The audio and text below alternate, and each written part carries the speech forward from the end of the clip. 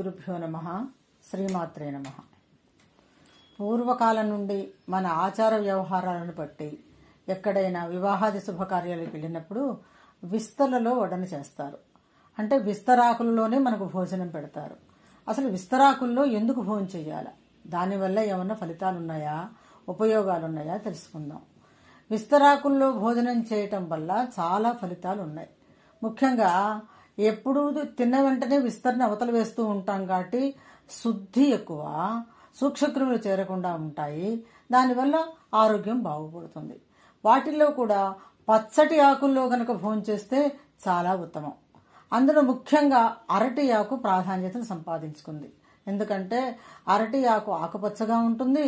దానిలో ఆహారం పెట్టినప్పుడు మనకు తెలుసో తెలియకో పొరపాటునైనా ఆహారం లేదన్న విష పదార్థం కలిసినప్పటికీ అరటి ఆకు దాన్ని పీల్ చేసుకుంటుంది. అంటే ఆకు కమిలిపోయినట్టు అవుతూ ఉంది.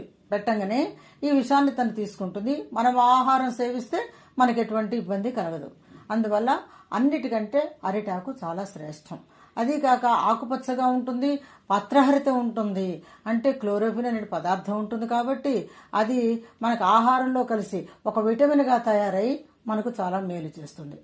అదే రావి ఆకులతో తయారైన విస్తరణ అనుకోండి, ఎవరికైనా సరే జననేంద్రియాల్లో ఏదైనా లోపం ఉంటే అది తీసేస్తుంది.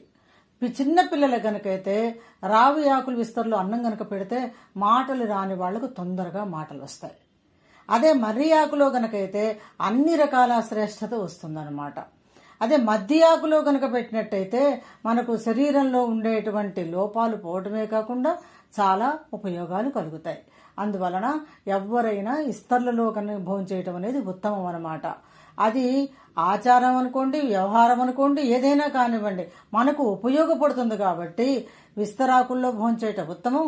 దానిలో కూడా పచ్చటి ఆకుల్లో భోజనం చేయటము, ముఖ్యంగా అరటి ఆకుల్లో భోజనం చేయటం అనేది చాలా మంచిది, శుభ ఫలితాన్ని ఇస్తుందన్నమాట.